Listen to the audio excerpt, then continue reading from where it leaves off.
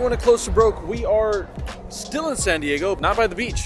I don't even know where we're at. Is this a valley? Like in between like two mountains? Anyways, after you guys saw the last episode, small win there over at the biggest game I could find was 2-5-10. Pretty solid, but we're gonna be going to the 7 Mile tonight. First, we're gonna go check out the San Diego Zoo. For the time being, we're at this random, it looks like abandoned dam almost, but it's probably not because there's water on the other side and construction going on. But anyways, the scenery is beautiful. I'm gonna go ahead and enjoy my time here. Poker vacation. I told you guys we're gonna be traveling for the vlog again. Here we are.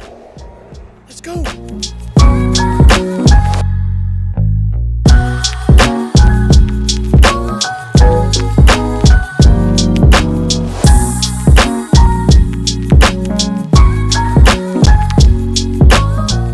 Bummed out after my session here at the zoo. It looked wonderful, it was beautiful. I saw animals I couldn't even dream of seeing in my life. And then I realized there's one animal missing, the donkey.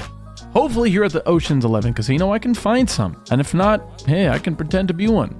I don't need to pretend, honestly. But anyways, in this very first hand of the session, under the gun limps, middle position makes it in isolation at 35. I'm in the straddle and I look down at 10-7 of diamonds, suited like multiple gapper. Sure, let's flick it in. Limper calls as well. We're going off to a flop here. Several ways that comes ace, 10, 8, rainbow. I do flop a couple of backdoor draws here. Backdoor straight, backdoor flush, as well as flopping middle pair. The action checks over to the middle position player who decides to c-bet for 60. I go and make a call here. A little bit of a chunky bet, going about 2/3. Going off to a turn card that brings me some equity as it comes a jack of hearts. Now, any 9 gives me the straight, but it makes my hand a little nasty now as I'm chasing a straight draw that would obviously give a queen a higher straight, and there's obviously an opportunity for king queen a straight to already be made. In spots like this, it's probably best to not donk it up, you know what I mean? Because then I may end up in the zoo. So I check it over to my opponent and he decides to bet out for 160. At this point, facing this much aggression and this big of a bet on the turn, I think the jig is up. I go ahead and crawl back into my hole. The one thing I notice is when I find myself in a super passive game, I seem to find myself being super passive as well. Calling when I should be 3-betting, limping here and there, which is not something I do ever. There are 4 limps when the action gets to me, and we look down at 8-6 offsuit. This is an awful hand. We're going off to a flop 4 or 5 ways off that comes 10-9-4 with 2 hearts and a club. The action checks to an early position player, Mr. Jin, who's now a friend that we made here in Oceanside. Definitely an aggressive player, definitely will take an opportunity to poke and prod at some pots. So when the action gets folded back to me, I think it's honestly okay to just peel this. I think I can't represent and get much to fold by check raising this flop. Unfortunately for us, there's another customer coming along as under the gun limper calls as well. We're going 3 ways off to a flop, or a turn card I should say, that comes the ace of diamonds. Alright, this card in all reality should not change anything for pretty much anyone in the hand. I guess the only person that shows aggression it may help, but in reality, I mean, who's limping ace 10 or ace 9 suited from any of these positions? Probably not. Maybe ace 10 off, sure, here and there, but even then, most of the players, although they have shown the propensity to be passive, those 2 players on my direct right, the under the gun players have definitely been a little more, you know, aggressive and been showing the opportunity to raise. So, like I said, I think I can pretty credibly discount ace 10 and ace 9. The only thing that's left, I think, that we can not discount at the current moment is a hand like ace 4 suited. But even then, I think under the gun can't really have that. Overcalling with bottom pairs probably not in his wheelhouse. But again, Jin is a master of all trades, can definitely have this. Either way, let's just get a little spicy. Let's put aside a little bit of passive play and let's get a little aggressive. I think if this is going to help literally anyone, which is probably not likely, why not it be me? I throw out a bet here for 125, going a little bit on the juicier side here, and luckily for us, both opponents fold. Pretty long-winded for a short hand, but I thought it'd be important to note how I'm changing to the ever-changing dynamics that I'm finding here at my table. So after the debauchery there that I made of the last hand, we're looking to improve on it, and improve we do when we look down at pocket 9s. Pretty hard to mess this one up. I'm in early position, I race at 30. Next to act calls, and it folds all the way back to my opponent here from the blinds. This is our friend Jin. As we talked about earlier, Jin is definitely capable of making some big plays. And at this point, he decides to re-raise. Oh, with the action back to me, I just reloaded after punting off in the last hand. I'm sitting on around $1,200. The other thing that I have to mention is that Jin only has about 500 or 600 to play with. So with the action back to me, I think just going all in here is okay. Again, as I mentioned earlier, Jin's definitely shown the ability to get carried away in a couple of spots like this. Not to say that he's a good or a bad player. It's just more that, you know, aggressive players have to be met with aggression sometimes. So I decided to just throw it all in here. Not a big fan of 4-betting nines every single time, but in this specific instance with the dynamics that we've talked about, seems fair. The opponent to my left thinks about it for some time before deciding to fold, and then the opponent here, Mr. Jin, decides to make the call. We're going off to one run out here with all of the pain out there, over $1,200 or whatever in this pot. The flop comes out queen high. Looks like a pretty solid one to me. Until the turn comes a 10. Not so great. There's a little bit of a sweat. And then all of that is put to rest when the river card comes an ace. Our opponent sheepishly shows ace 10 offsuit for the old 3-bet call off with ace 10 off. Looks like the game is good and I'm just either playing really bad or running a little bad. Unfortunately for this next hand, I have no video, and if I'm adding it into the vlog, it's probably an important hand. Either I punt or I win a big one. So let's hop into this next one. Hi Mike, how you doing, buddy? It's good to see you. There are 3 limps when the action gets to me here on the button. And I look down at the old queen 6 of spades. For some reason, it feels like to me this hand is good enough to isolate, so I go ahead and make an isolation raise. With the action folding back to the initial limper, he throws out the old fold, so we don't have to face a pack raise here. God, that would have sucked.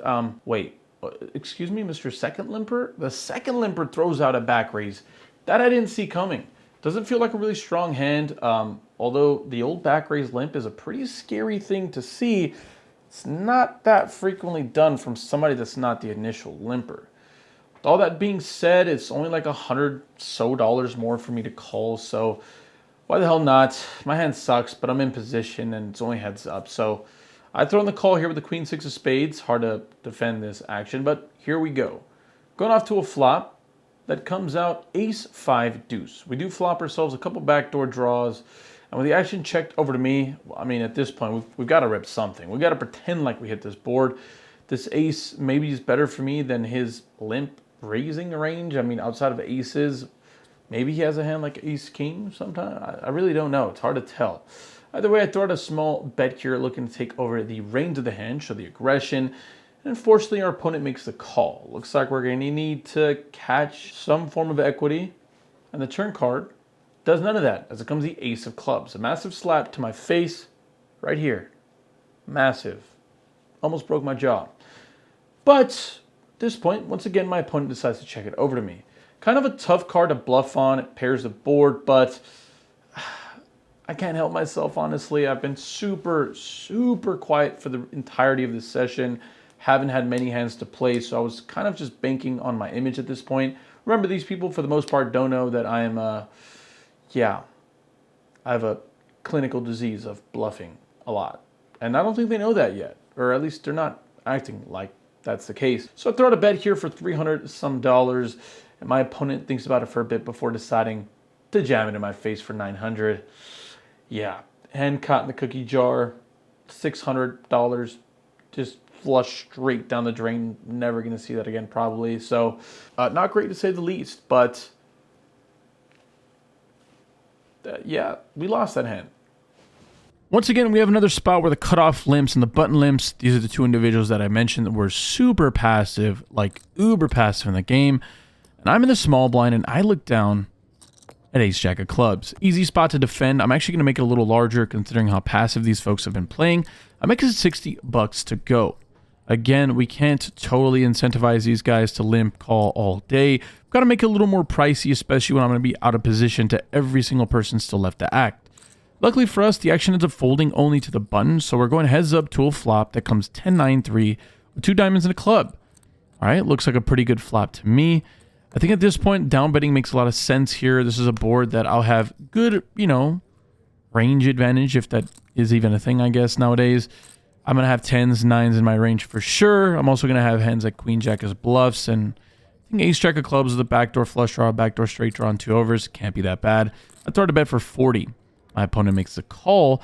We're going off to a turn card that comes the queen of diamonds. Once again, I feel like this is a decent turn card. Although my opponent can definitely have a flush here, I can't discount that completely. I think if I bet and I get raised, we have the easiest fold of our life.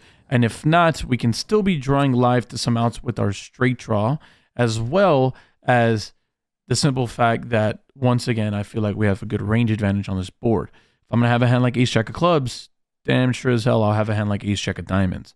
All that to be said, I decided to make it a little bit of a bigger size in for 150.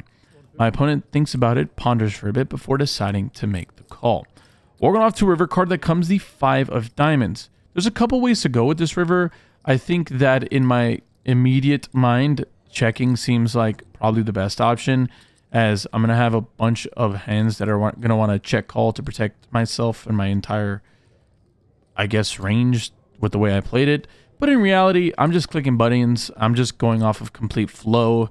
And my opponent's kind of little bit of lack of knowing what to do on the turn lended me to believe that there's a good shot that my opponent sure may have like the nuts here and just be playing some Hollywood stuff, or just generally didn't know what to do.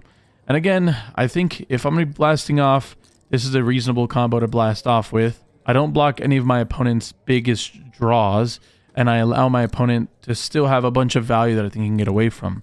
We're trying to target a hand like ace 10 with no diamond, obviously, or a hand like king 10 or even queen 10 for that matter. So I decided to throw out a really cheap bluff for $215. Again, I don't think going really massive makes a lot of sense. With this sizing, I can still have like the king and the jack of diamonds. So my opponent goes into a tank for 6 minutes. This is the longest tank I've faced in a just a cash game, I think, probably in my life. It takes forever until eventually someone decides to call the clock. I'd never call the clock when I'm one of the people in the hand. So thankfully, somebody on the table did. And before the clock can wind down, my opponent eventually throws in the call. We let our opponent know that he made a good call, and he shows top set, pocket queens. When I said passive, I was not lying. The old limp call all the way down, baby. You know what they say, never go broke in a limped pot. I almost did. Okay, at this point, I'm into the game for $2,800. I think I have somewhere in the neighborhood of 800 or 900 in front of me, and I'm honestly just too tilted to even rebuy at this point. The vlog has been, honestly, outside of what you guys can see, I've been trying to do my best to be patient, playing my best poker until boredom and just, obviously, just the sheer passiveness of the game gets to me. All that to be said, I'm tilted, and there's literally only one thing that can save you from being tilted is an immediate double up or pocket aces. Hopefully we get both. You know, 2 for the price of 1. 2 birds, 1 stone. I decided to raise it up to $30. When the big blind makes a call and the flop comes out ace 8-3. The action checked over to me. This is a tricky spot where I just have so much of this board locked up. The only thing I can really hope for is my opponent has some sort of flush draw. So I decided to throw out a small bet of 25 and my opponent decides to call. The turn card comes out a beautiful brick as it comes in 9 of hearts. It does introduce a backdoor flush draw, but I don't suspect my opponent to be floating me with anything like that. So when the action is checked over to me, I think at this point, it's about time that I go slightly over pot or about pot here. I only have about $800 left in my stack at this exact point. So when I bet 140, I'm leaving myself a really, decent size to go for a big overbet or a big jam on the river. And out of the blue, out of nowhere, my opponent raises to $320. This is how? What is there even left to have? I mean, maybe my opponent has a massive draw like Jack 10 of spades or 6-7 of spades, something like that. And if that's the case, checking or just calling, I should say, would probably be my worst option. The problem with just calling here is that if the river doesn't come a spade or it does come like a heart or whatever the case may be, it could totally slow down the action. And from what I'm seeing, my opponent has not at all shown any ability to get out of line. This feels like value or at the worst case scenario, a massive combo draw. So with all that being said, maybe it's a slight overplay, but I just decided to go all in. 3-betting on the turn is almost never a bluff, and I'm not really worried about that all that much. I just want to get the money in the middle, get the piles in the middle, and find a chance to double up with the nuts. My opponent snap calls. The river card comes out, a spade. Oh, but it's the 3 of spades. We have the effective nuts, only lose to quads. And considering how we've been running, there's a chance. But I show down my hand, and my opponent is in utter disgust and shows ace-9. Whew. That is a stone cold cooler if I've ever seen one. Top 2 pair versus top set. That is a grody way to go. Unfortunate for our opponent there, but like I said, there's nothing to cure tilt like a good old-fashioned double up. Even with that huge double up, I'm still stuck like $2,000 in this game. It's honestly sounds ridiculous saying it out loud, but hey, we've been here before and we found a way to battle back. Let's see if this is the session to do it.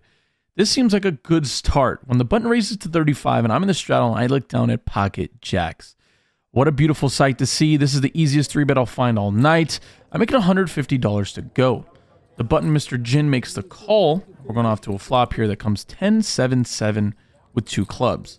A little worrisome as I do not have a club here, so slow playing seems like something that's not an option. We do flop an overpair, which feels like an impossibility when you hold pocket jacks, but here we are. I decided to throw out a c-bet a little bit on the smaller side, I should say, for 140, and then my opponent goes into the tank. At this point, I'm like, maybe he has like 9s or some kind of 10 or something like that and just doesn't know what to do with it. And it seems like he does find the option, and the option is raise. He raises to $360. With the action back over to me, I'm honestly a little perplexed as what to do. At this point, I'll ask y'all in the comment section down below what you would do here. I have about $1,600 total in my stack, so I have about, $1,500 give or take behind my bet. Do you guys think calling here is okay? Do you think jamming here is okay? Do you think that I should make a small little min click back to like 800? I'm honestly 100% open to your opinion and like to know what you guys would do in this spot. In real time, honestly, I think about and weigh my options for what feels like an eternity. I don't feel like in real time it was actually that long, but to me it feels like it. I don't know if calling is okay. The problem with just calling is if my opponent has a hand like ace 10 or king 10 and a club comes off or a straight card comes off, it's just going to kill the action completely.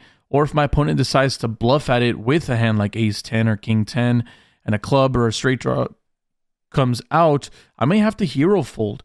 I think that, let me just put all this aside with the table dynamics and a fairly reasonable understanding of my opponent actually, I decide to just go all in. I go in for $610 and now the tank gets reversed as my opponent for the second time the hand is tanking away. He thinks about it forever, literally. Once again, another 2+ long minute tank, and there's even some little bit of table talk that happened. What do you have, Jin? Overpair?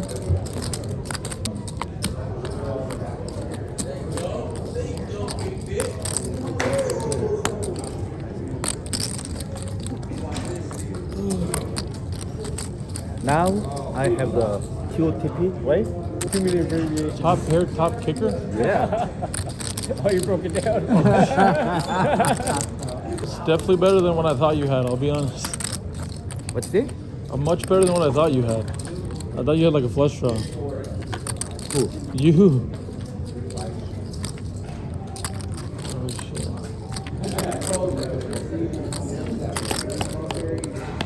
I think the next card is a 10. Oh. So after a really long tank, my opponent ends up showing us that he has ace 10 and deciding to fold. Unfortunate for us there as we lost the opportunity in a big pot. But like I said, I don't know exactly what to do. My opponent didn't even have a club in his hand. So he was drawing super thin and obviously not getting a double or more money in the middle when our opponent is drawing near dead. Sucks, but just a tough spot. I mean, there's so many combo draws out there. I feel like just a tough situation, but I don't know. Let me know in the comment section down below on what you think you'd do. At this point, the vibes are gone. I think is what I should say. So much so that I got the $20 blind raise out every time I get the opportunity to do so. Another gun makes it $60 to go. The cutoff call is a small blind calls, and I'm here with the hand in ace-7 of clubs varieties. I think at this point, this plays probably best as a little bit of an isolation with how passive the table's been playing. But in real time, I think that it's okay. Let's make the call, go multi-way. Let's keep the action players in the action. And the flop comes out 7-9-9 with 2 clubs and a heart. I said that opposite. It's actually 1 club and 2 hearts, but you get the point. Luckily for us, the action ends up checking through. We get to realize some equity. Obviously, we also flop 2 pair, and the turn card gives us the entire world. It's the 8 of clubs. So, although there is some straights that come in, quite a few to be fair, we have the nut flush draw and a pair, 2 pair to be exact. I'm not going anywhere. The small blind leans for 120. I make the call here, and then the cutoff back jams all in for 460 bucks. That's not very good. Even worse when the small blind decides to rejam for 1200. Another spot where I'm interested to know what you guys would do. In real time, this is a pretty easy decision. With the amount of action in front of me, it's hard to imagine that I'm not either drawing stone dead or close to it. So I make a pretty easy laydown, and we're going off here to a river card that comes the 4 of diamonds. So our opponent in the cutoff shows 10-6 offsuit, and the small blind shows ace-6 of hearts. So he had a massive draw himself, open-ended straight draw, as well as a flush draw, but he's the one that put most of the money in the middle. We actually would have had a really profitable spot if I ended up making a little bit of a loose call there, but hey, it's all good. We've got our eyes on the prize. We're going to get unstuck one way or another. Once again, we find ourselves in the latter half of the session, a couple hands to go over, and we're in an early position. I look down a king jack off. I race at 30. The small blind and the big blind calls. Once again, we're playing with our friend Jin, and the flop comes out ace-7 king rainbow. With the action checked over to me, again, these players have been fairly passive for most of the session, and I think that c-betting here is okay. I think checking is probably what I'll do most often, but in this instance, I think I can get called by weaker hands, believe it or not, so I throw out a bet here, a little on the meteor side for half pot for 45 bucks. Only Jin calls, and we're going off to a turn card that comes as 7 of hearts. Once again, the action is checked over to me. I throw out a really small bet now for 60. My opponent pretty quickly throws in the chip to call, and we're going off to a river card that is chef's kiss. I mean, if I was behind, I just got blessed, and it's nice to be blessed. Jack of hearts. We make 2 pair on the river. The action checked over to me. I now going from praying that my opponent was calling me down super light to praying he has an ace, and I can get maximum value. With like not even $300 in the pot, I really don't even know what it is, like 260, 280. I decide to go for a massive sizing of $400. And my opponent snap calls. It's so fast, it's honestly worried me a little bit. I announced 2 pair immediately, and we are in fact good. So just like that, somehow, some way, we are back to black, baby. Let's go. So after quite the rocky start, things have taken the absolute turn for the better. And this next hand, let's hop right into it as it's the last hand of the session. And you know what we do? We save the best for last. Riding our heater and the momentum at this point in this next spot, early position raises to 35. The cutoff calls, the button calls as well, and the action's on me and the big blind. And we look down at ace queen of diamonds. Squeeze, we will do that. Yes, please. I go ahead and make it $160. In hindsight, I think this is honestly a little too small with the amount of dead money in the middle. I think honestly going somewhere massive like $200 is permissible by law, barely. Seems like they're right on cue as everyone in the hand ends up calling. Early position, the button, as well as another player, the cutoff. So we're going 4 ways off to a flop, and we're going to need a connect to get any money, and connect we do. Ace 4-4 rainbow. We flop a flush draw, top pair, good kicker's not enough. I go ahead and c-bet 200, a pretty small sizing here. I don't want to scare away weaker aces, of course, and beyond that, if my opponents have some kind of middling pair, I at least like to try to get 1 street of value. It looks like that will be exactly what happens when early position jams all in for 1200. One of the few people that has a pretty solid stack here. The other 2 opponents end up folding. And with the action back over to me, we have the easiest call of our life. I go ahead and make the call here, and somehow we have nearly a $3,000 pot to finish off the session. Are we ahead? Are we behind? It's hard to tell. The turn comes a queen of diamonds, putting most of our worries to shame if he somehow had a hand like ace-king. And the river card comes an 8 of hearts. So we show our hand, and it is in fact good. Somehow, today's session has been perfectly orchestrated to end up with a massive win. A W for us is a W for the team. Let's go. I can do this with my eyes closed. It's too easy. It's too easy. I can do this with my eyes closed.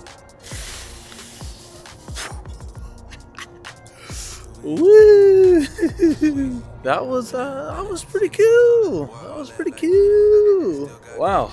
Got a little punty with the queen 6. Got a little fancy there. Got, lost to race with the 9s. That one hurt. That one stung us. And then the session changed quickly. I don't know how else to describe it. Yeah, that was awesome. We were stuck a lot. For the game, right? We're playing 2-5. I was into the game for almost 3K. So into the game for over 2 buy-ins, nearly 3 buy-ins, most 2-5 games. And things panned out okay. We were into that game for $2,800 and out for $3,860 for a profit of over $1,000. We'll take it. We'll take it every day of the week, baby. That was tough to say the least. I feel like I really earned that one. Got lucky with the little 2-pair action. It really wasn't that bad. Nice, profitable little trip to San Diego. If you guys enjoy stuff like this, if you guys enjoy me making the effort to get out of town and do some not LA vlogs, let me know if that's cool with y'all.